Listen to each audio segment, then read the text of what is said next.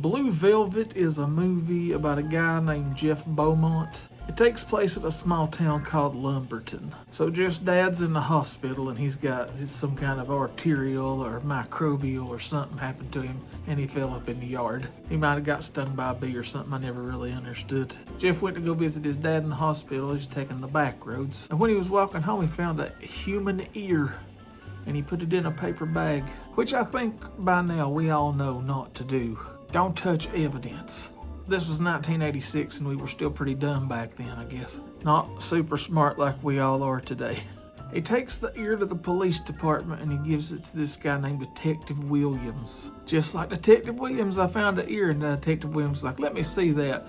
Yep, that's an ear. So they go to the coroner, and the coroner's poking around like, yep, that's an ear. And Detective Williams like, yep. And Jeff's like, yep. And then the cops go comb the area where the ear was found. Later that night, Jeff goes out for a walk, but he's just thinking about that ear. And he's having visions and hallucinations about it. So he goes to Detective Williams' house to see if they ever found any other evidence out in the field, and he's being real cagey about it. And he says they'd love to tell him what they found, but it's just a secret and he can't talk about it, and he tells him not to talk about it either. So he says okay and he leaves. But as he's leaving the sheriff's house, Laura Dern pops out of the darkness and is like, are you the one with the ear? So what the fuck? Apparently her room is right above her dad's office, and she says she keeps hearing conversations about an ear, and she tells him this lady singer's name keeps coming up, and the singer lady lives close by Jeff's apartment, and the cops have been watching her really close for the last few months for some reason.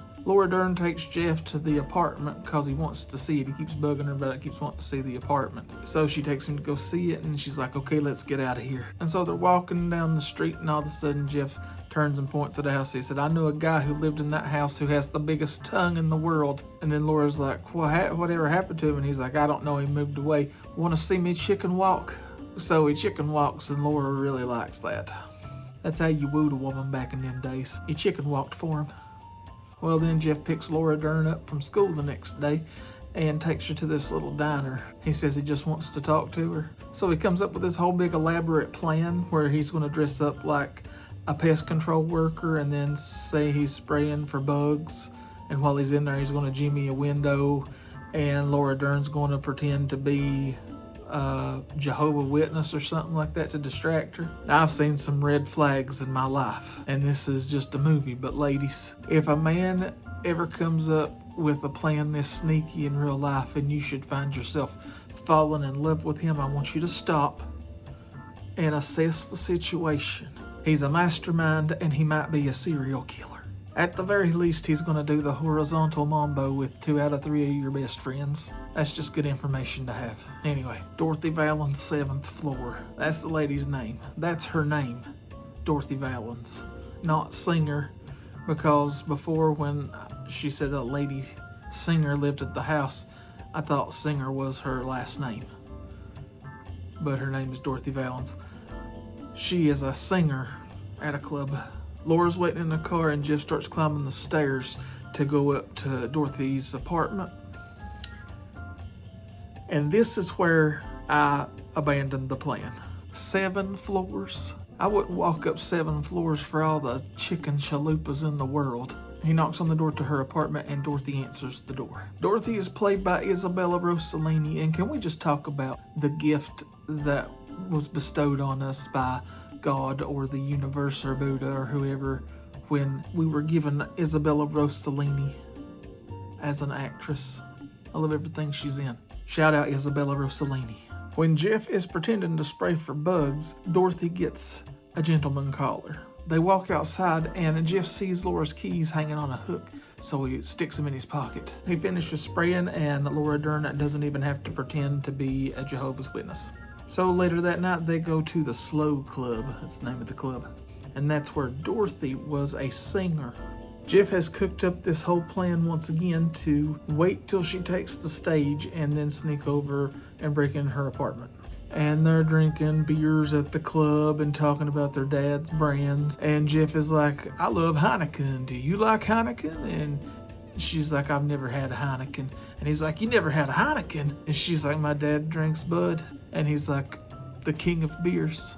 Then Dorothy comes out on the stage and sings Blue Velvet. And then Laura Dern and Jeff, they leave to go commit breaking and entering. Laura is going to sit in the car and she's going to honk 4 times if she sees Dorothy coming. Jeff gets in the apartment and the first thing he does is take a piss. What? First rule of breaking and entering, don't leave your DNA. Keep your DNA inside of your body.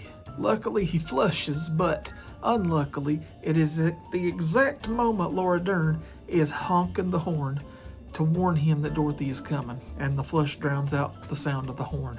Jeff is snooping around and then Dorothy starts to enter the apartment and he jumps in the closet. Dorothy comes in and strips down to her underwear, as one does when they get home from work. And then she gets a phone call from some guy named Frank. And she sounds upset and she's acting strange. And she says, "I love to sing Blue Velvet." And then she's talking to someone named Little Donnie. And it's like she's talking to a kid, but you never really hear the other end of the phone call when little Donnie's on the line. And she's saying, "Mommy loves you." And she's real upset about it. Then she hangs up the phone and she pulls something out from under the couch and looks at it. And then she crawls around on the floor. And then she goes to the bathroom and she puts on a robe, a blue velvet robe, I believe, if I'm not mistaken. I'm not bougie enough for real velvet. I'm barely bougie enough for felt. Well, anyways, Jeff's in the closet and he knocks something off and Dorothy hears it. And then she goes to the kitchen to get a knife. And then she finds him in the closet and she holds him at knife point and she says, "What are you doing here?" Or whatever her accent is. And he's like, "I just want to see you." And she's like, "What did you see?" He's like, I saw you talking on the phone and then I saw your butt." And she's like, "Do you like creeping? Do you creep for a living?" And he's like, "This is my first time." And then she's like, "Take off your clothes." And then some stuff happens that I can't really talk about on here because it's against community guidelines and I'll get a strike on my account. But just when things were getting going, Dennis Hopper knocks on the door and man, he's old-fashioned. He's like, "What the hell is my alcohol, shithead? Call me daddy." And she does because he's intense. Meanwhile, Jeff is in the closet again, watching through the cracks. And pretty much everything that happens for the next 5 minutes or more, I can't talk about because of community guidelines once again. But let your imagination run wild, and whatever you're thinking it is, it's worse and it's weirder. So when the things that I can never unsee are done, Dennis Hopper is like, "Stay alive, baby. Do it for Van Gogh," or something like that. And then he leaves. Van Gogh, I get it. 'Cause of the ear. So Dorothy's laying on the floor and Jeff creeps out of the closet after Dennis Hopper leaves to see if she's okay. But then things start to get sexy between them. But it ends quickly because Isabella Rossellini just wants to be like hit on and Jeff's not into it. Violence has become sexualized to her or something, and Jeff is a lover, not a fighter. And on the way out of her apartment, he looks under the couch because she was looking at something under the couch. And it was a picture of a man and a little boy, and there was also a wedding license, like a marriage certificate. So Dorothy is married to this guy that obviously Frank has kidnapped. And her kid too. This whole thing is messing with Jeff real bad and he had nightmares about it that night. The next night he's telling Laura Dern the whole thing. He's telling her about there's this weird guy named Frank and about the phone call and the weird stuff that he saw. And he thinks Frank's got Dorothy's husband and son kidnapped and is just making her do weird stuff and threatening to kill her or something. And Laura's like, "Let's tell my dad," because, you know, he's the Detective Williams. And he's like, "I can't prove anything and I got all of my evidence illegally," because he knows that, but he doesn't know not to pick up severed ears and take pisses all over town. And he's like, "Why is the world so fucked up?" And Laura's like, "I had a dream last night." She's like, "I dreamed we were in a world that was full of darkness because there were no robins.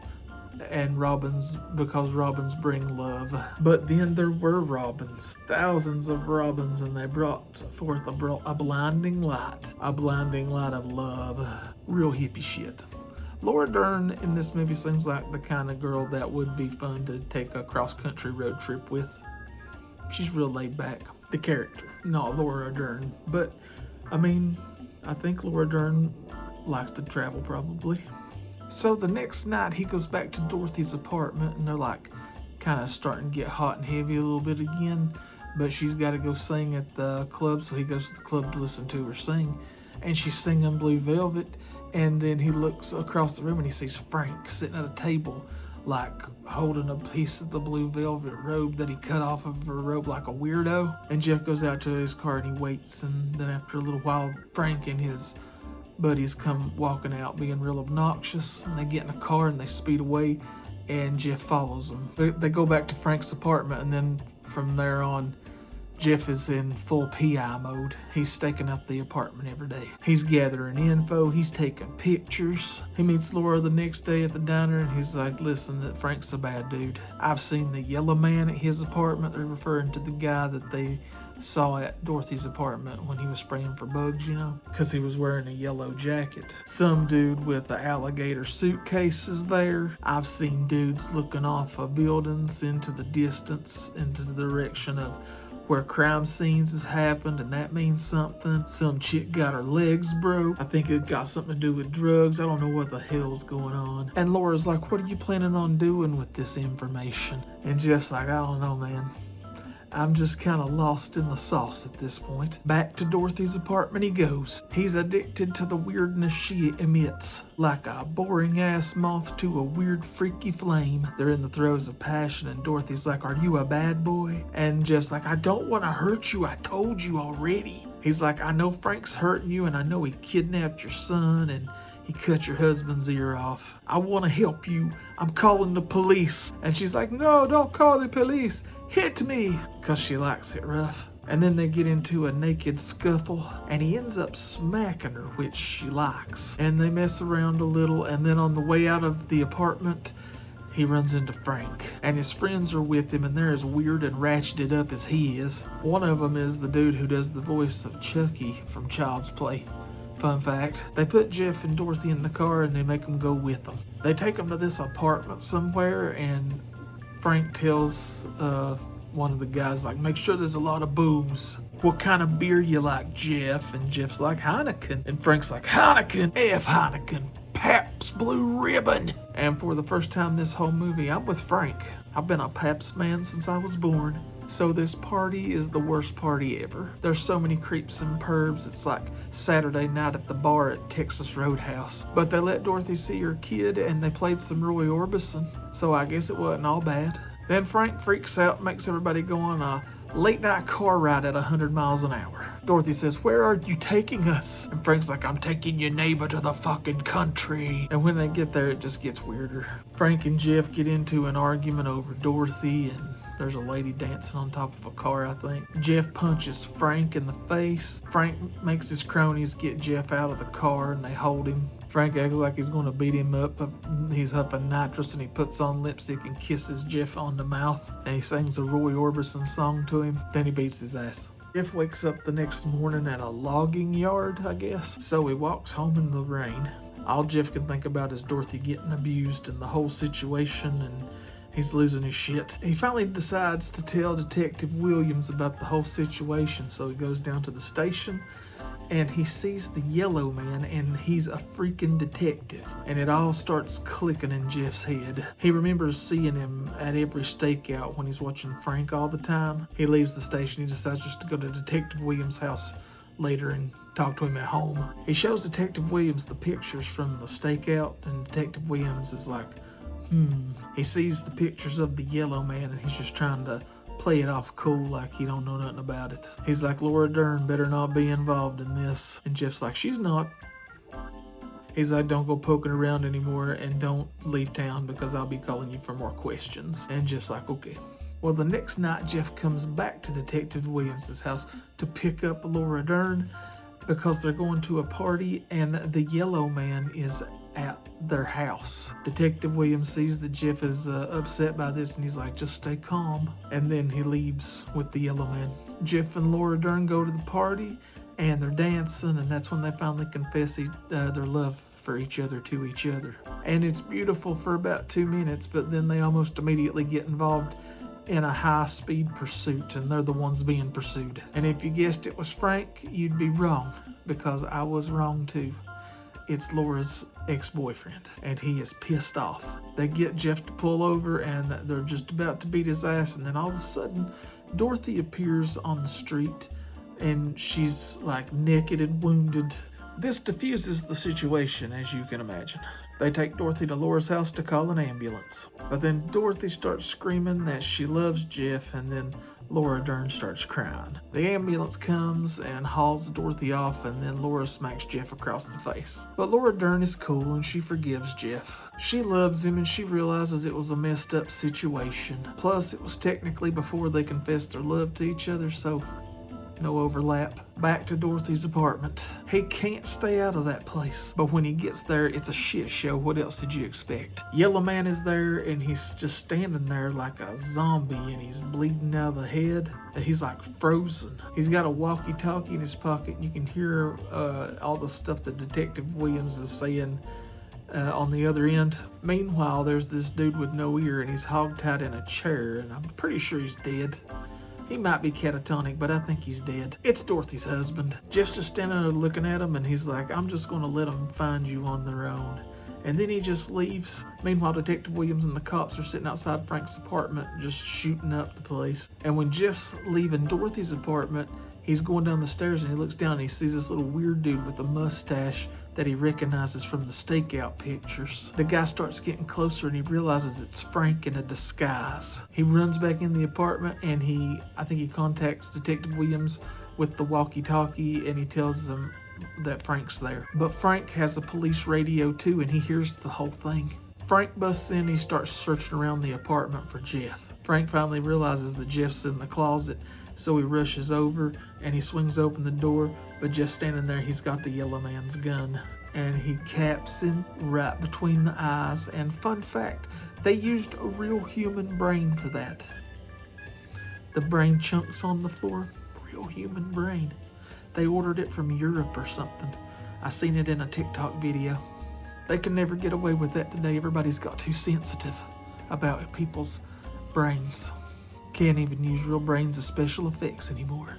Well, after that, it's all over. Frank's dead. Jeff and Laura are in love, and I guess they start dating.